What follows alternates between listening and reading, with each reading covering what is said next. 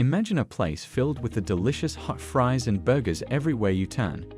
Now, think about the serious problem of diabetes spreading worldwide. Let's explore the complicated connection between diabetes and fast food, revealing a story of this temptation, consequences, and the crucial question, can we escape this risky partnership? Hello everyone, welcome to another episode of our diabetes series. Today, we will be discussing about one of the delicious yet dangerous fast foods and their repercussions on diabetes. Fast food, with its quick service and delicious offerings, has become an integral part of our modern lifestyle. However, as our reliance on fast food has increased, so has the prevalence of diabetes. The suspense begins as we ask ourselves, could there be a connection between these seemingly unrelated entities? Diabetes, a chronic condition affecting millions worldwide, is characterized by the body's inability to regulate blood sugar levels effectively.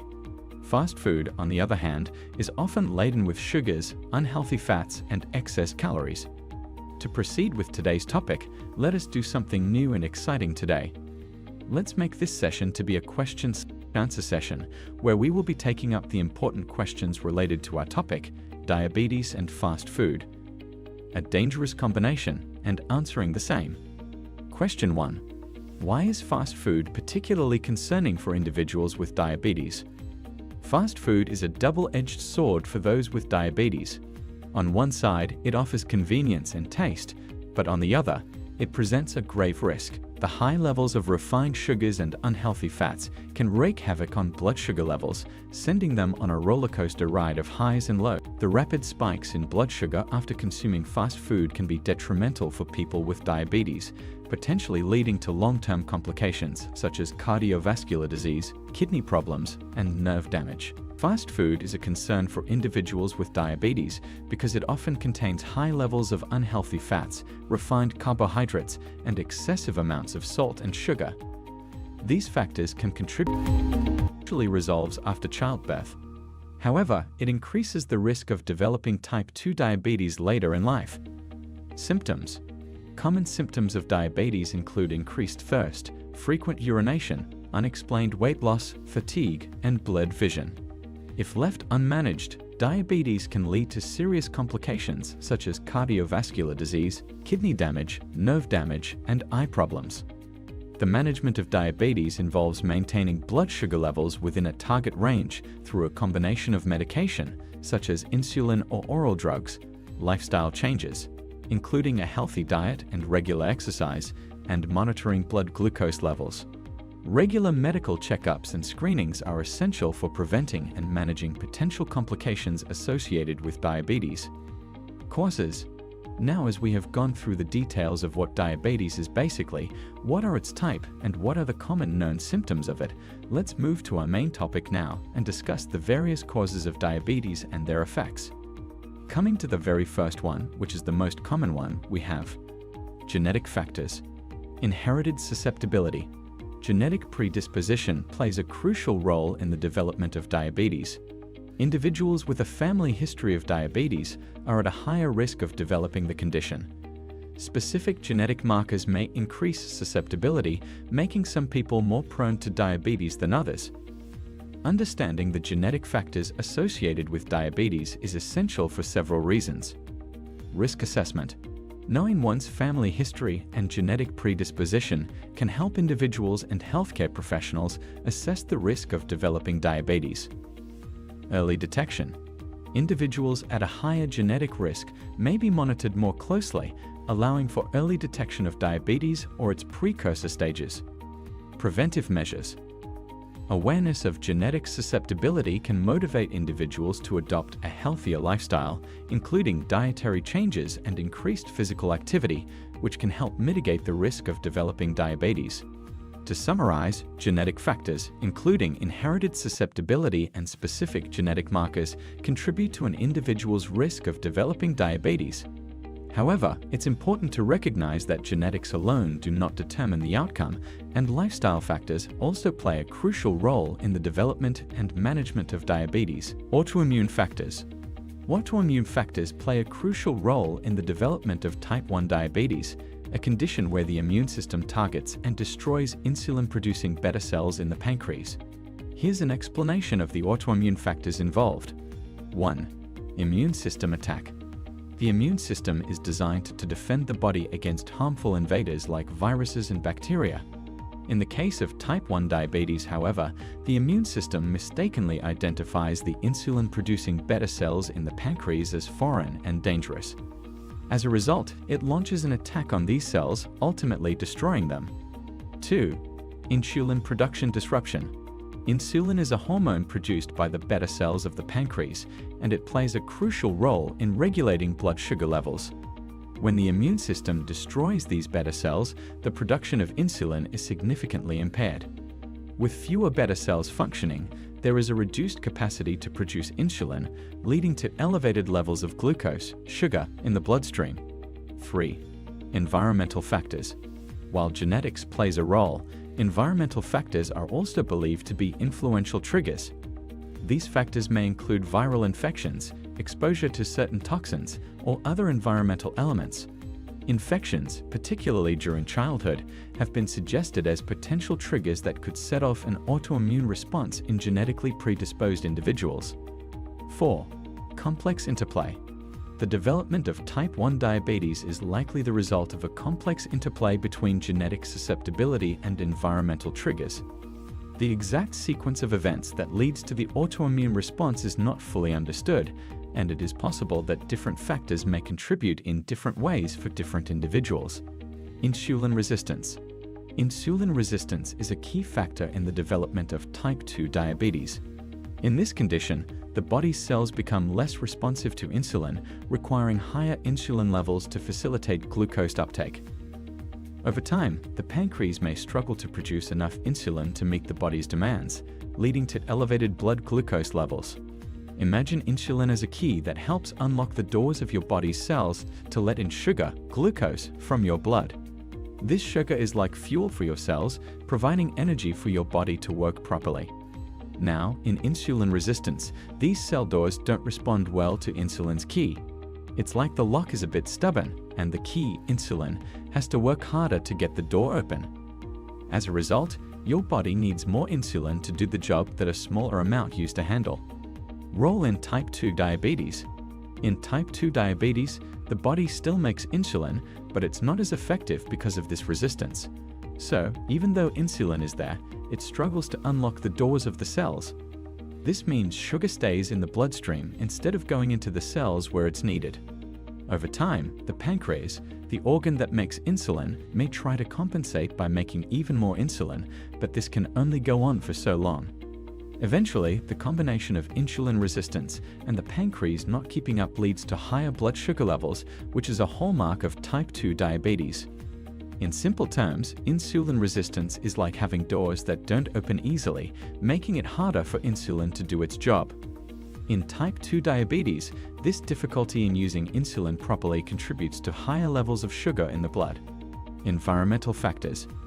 These are one of the most important causes of diabetes, which most of us don't pay much attention towards.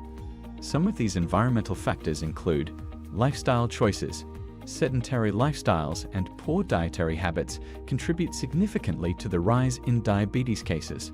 Lack of physical activity and the consumption of high-calorie, processed foods contribute to obesity, which is a major risk factor for type 2 diabetes. Gestational diabetes. Pregnancy-related hormonal changes can lead to insulin resistance, and some women may develop gestational diabetes during pregnancy. This condition increases the risk of both the mother and child developing type 2 diabetes later in life. Dietary habits. Unhealthy eating habits, such as consuming excessive amounts of processed foods, sugary beverages, and high-calorie snacks, contribute to weight gain and obesity. Being overweight is a significant risk factor for type 2 diabetes. Additionally, diets low in fiber and high in refined carbohydrates can negatively impact blood sugar levels. Obesity. Excess body weight, especially around the abdomen, is strongly linked to insulin resistance. Fat cells, especially visceral fat, fat around internal organs, release substances that can interfere with insulin's ability to regulate blood sugar. This creates a higher likelihood of developing type 2 diabetes. Lack of physical activity. Regular physical activity is crucial for maintaining a healthy weight and improving insulin sensitivity. When people don't engage in enough physical activity, their muscles may not effectively utilize glucose, leading to elevated blood sugar levels. Age and ethnicity. Age-related risk. The risk of diabetes increases with age. Older individuals may experience a decline in insulin sensitivity, making them more susceptible to developing diabetes. Ethnic disparities. Certain ethnic groups, such as African Americans, Hispanic Americans, and Native Americans, have a higher prevalence of diabetes. Genetic and environmental factors, as well as disparities in healthcare access, contribute to these differences. Pancreatic conditions. Pancreatic conditions can contribute to the development of diabetes, particularly when they affect the organ's ability to produce insulin or maintain its normal functioning. Let's explore how issues with the pancreas can be linked to diabetes. 1. Pancreatitis. Pancreatitis is inflammation of the pancreas, often caused by gallstones or excessive alcohol consumption. When the pancreas becomes inflamed, it can lead to damage to the cells responsible for producing insulin. In severe cases, this damage may result in a reduced capacity of the pancreas to release insulin, contributing to diabetes. 2. Pancreatic trauma or surgery. Injuries to the pancreas due to trauma or surgical procedures can affect its structure and function. This damage may interfere with the pancreas' ability to produce insulin adequately, leading to a higher risk of diabetes. 3. Tumors in the pancreas. Tumors, both benign and malignant, in the pancreas can disrupt its normal functioning. Insulin-producing beta cells may be directly affected by tumors, impacting insulin production. Additionally, tumors can create an environment that influences insulin resistance, contributing to diabetes. 4. Cystic fibrosis. Cystic fibrosis is a genetic disorder that affects various organs, including the pancreas. In individuals with cystic fibrosis, thick mucus can block the pancreatic ducts, leading to a lack of digestive enzymes and insulin production. This pancreatic insufficiency increases the risk of developing diabetes in these individuals. 5. Hemochromatosis. Hemochromatosis is a condition characterized by excessive iron absorption, leading to iron overload in various organs, including the pancreas. Excess iron can damage pancreatic cells, affecting their ability to produce insulin and contributing to the development of diabetes. Hormonal factors. Hormonal factors contribute to the development of diabetes, particularly in relation to insulin resistance and impaired glucose metabolism. Let's explore how hormonal imbalances can play a role in the onset of diabetes. 1. Polycystic ovary syndrome, PCOS. PCOS is a common hormonal disorder among women of reproductive age.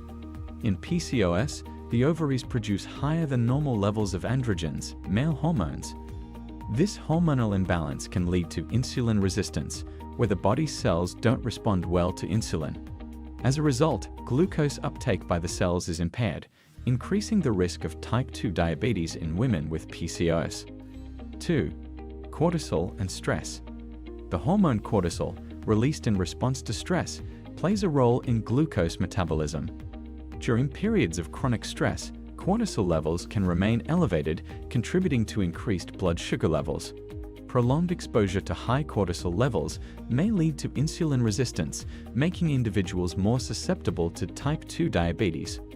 3. Growth hormone deficiency.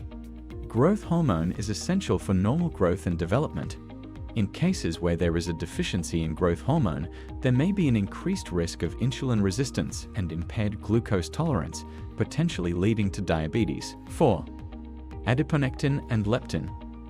Adiponectin is a hormone secreted by fat cells that plays a role in regulating glucose levels and insulin sensitivity. Higher levels of adiponectin are associated with improved insulin function. On the other hand, leptin, another hormone produced by fat cells, helps regulate appetite and body weight.